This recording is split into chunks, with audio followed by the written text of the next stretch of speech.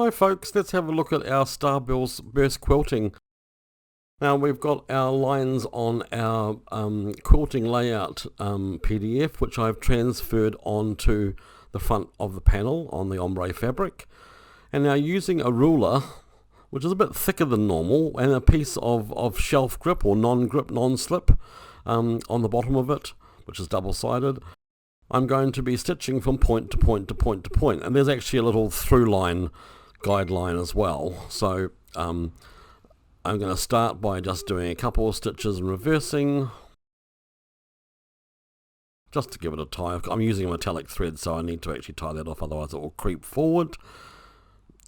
Now I put the edge of the foot against the edge of the ruler, and I eyeball out from my finishing point the width of the edge of the foot to the needle, which is between 3/8 and ½ an inch on this machine.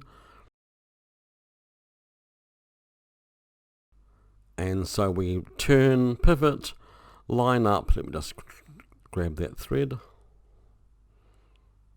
You could use a single stitch or a triple stitch, whatever you wish. So the ruler goes against the foot, and then we look at where we're going to finish, and that distance should be the same distance from the needle to the edge of the foot. Make yourself a template if you're not sure.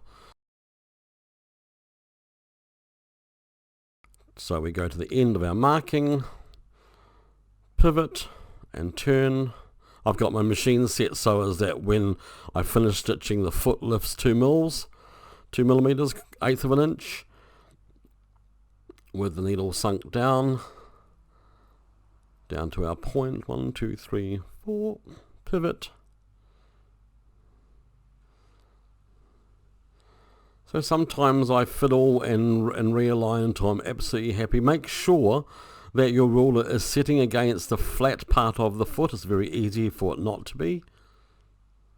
The idea here is to actually get your stitching looking as straight as possible, because this is quite a feature, even though a lot of these stitches are going to be covered by applique.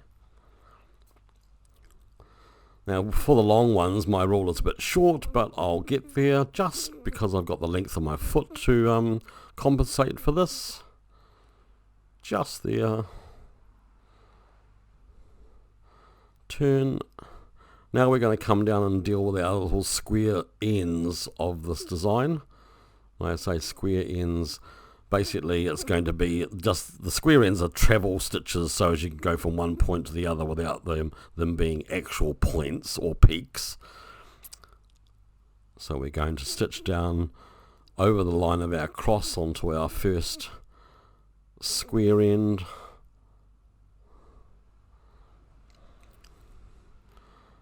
Then we're going to stitch for a couple of stitches.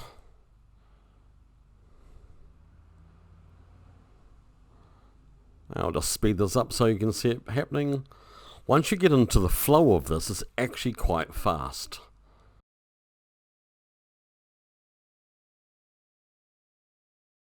I was fascinated to see this ruler sort of technique being used years ago with someone who was doing some very intricate cross-hatching on their quilting, because I always thought to myself, how do they keep it so straight? And it was just a ruler against the edge of the foot. Quilters there is a technique called ruler work, and quilters use these rulers and shapes to actually get their shapes, especially if you're not good at free motion, and I'm not flash at it, but I can do it.